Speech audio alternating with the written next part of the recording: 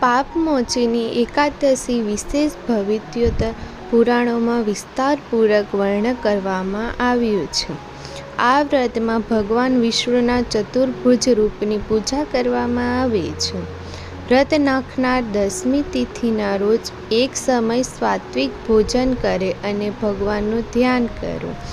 એકાદશીની સવારે સ્નાન વગેરે કર્યા પછી વ્રતનો સંકલ્પ કરો સહિત ભગવાન વિષ્ણુની પૂજા કરો. પૂજા પછી ભગવાનની સામે બેસીને ભગવદ્ કથાનો પાઠ કરો કે કોઈ યોગ્ય બ્રાહ્મણ પાસે કરાવો.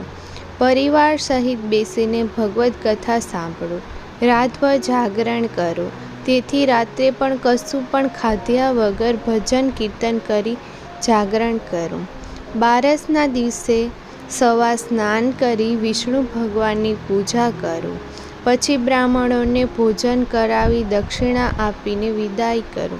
ત્યાર પછી પોતે ભોજન કરો. આ રીતે પાપમોચીની એકાદશી કરવાથી ભગવાન વિષ્ણુ સહિત અતિ પ્રસન્ન થાય છે અને બધા પાપોનો નાશ કરી દે છે. પાપમોચીની એકાદશીની વ્રત કથા. ખૂબ સમય પહેલાં મંધાતા નામનો એક પરાક્રમી રાજા હતો. રાજા મંધાતાએ એકવાર લોમશ ઋષિને પૂછ્યું કે મનુષ્યને જે જાણ અને અજાણ્યે પાપ કરે છે તેનાથી મુક્ત કેવી રીતે થઈ શકે છે? ત્યારે મહર્ષિ લોમશે કહ્યું હતું, હે રાજન, પૂર્વકાળની વાત છે. અપ્સરાઓ દ્વારા છેદિત ચિત્રરથ નામના વનમાં એક જયા ગંધર્વોની કન્યાઓ પોતાના કિંકરો સાથે વાંઘા વગાડીને વિહાર કરે છે. ત્યાં મંજુઘોષ નામની અપ્સરા મુનિવર મેઘાવીને મોહિત કરવા માટે ગઈ. મહર્ષિ ચૈત્રવનમાં રહી બ્રહ્મચર્યનું પાલન કરતા હતા.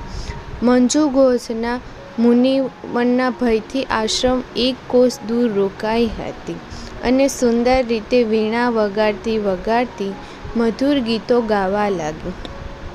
મુનિશ્રી મેઘાવી ફરતા ફરતા ત્યાં જઈ પહોંચ્યા અને સુંદર અપ્સરાને આ રીતે ગાતા જોઈને અકારણ જ મોહન વશીભૂત થઈ ગયા. મુનિની આવી વ્યથા જોઈને મંજુઘોષ એમની પાસે આવી વીણા નીચે મૂકીને એમને આલિંગન કરવા લાગી.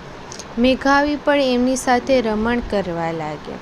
દિવસનું પણ એમને ભાન ન રહ્યું. આ રીતે ઘણા દિવસ પસાર થઈ ગયા.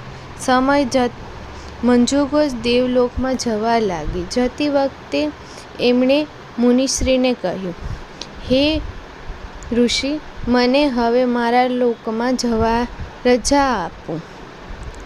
મેઘાવી બોલ્યા, દેવી, જયા સુધી સંધ્યા ન થાય ત્યાં સુધી મારી પાસે જ રહો. અપ્સરાએ કહ્યું, અત્યાર સુધી કોણ જાણે કેટલી સંધ્યાઓ જતી રહી. મારા પર કૃપા કરીને વીતેલા સમયનો વિચાર કરો. લોમશજીએ કહે, રાજન, અપ્સરાની વાત સાંભળીને મેઘાવી ચકિત થઈ ગયા.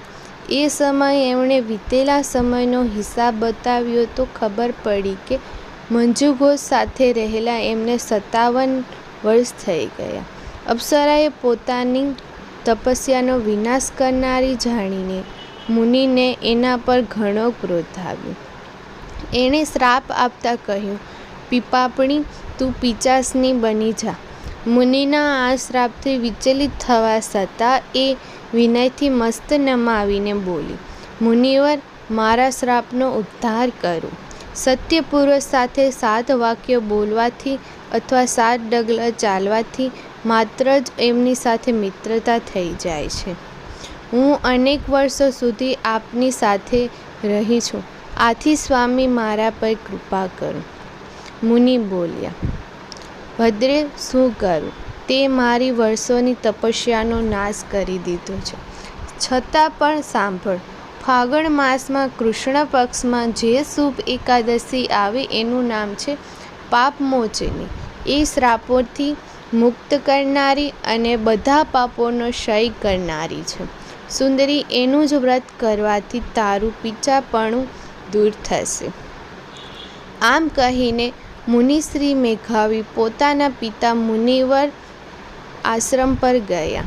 એમની આવેલા જોઈને મુનિવરે પૂછ્યું, પુત્ર, આ શું કર્યું? તે તો તારા પુણ્યનો નાશ કરી દીધો. મેઘાવી બોલ્યા, પિતાશ્રી, મેં અપ્સરા સાથે વિહાર કરવાનું પાપ કર્યું છે. હવે આપ જ એનું પ્રાયશ્ચિત બતાવો, જેથી મારા પાપનો નાશ થઈ જાય. ઋષિ બોલ્યા, પુત્ર, ફાગણ માસના કૃષ્ણ પક્ષમાં જે પાપમોચીની એકાદશી આવે છે, એનું વ્રત કરવાથી તારા પાપોનો વિનાશ થઈ જશે. પિતાનું આ કથન સાંભળીને મેઘાવીએ એનું વ્રત કર્યું. આથી એમના પાપોનો નાશ થઈ ગયો. આ જ પ્રમાણે મંજુ ઘોષે પણ આ વ્રતનું પાલન કર્યું.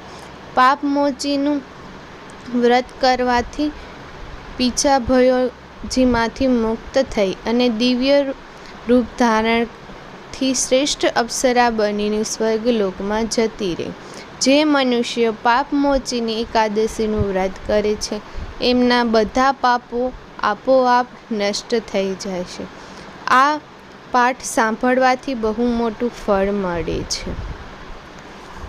જો તમને આ વિડીયો પસંદ આવ્યો હોય તો લાઈક, શેર અને સબસ્ક્રાઈબ જરૂર કરી દેજો.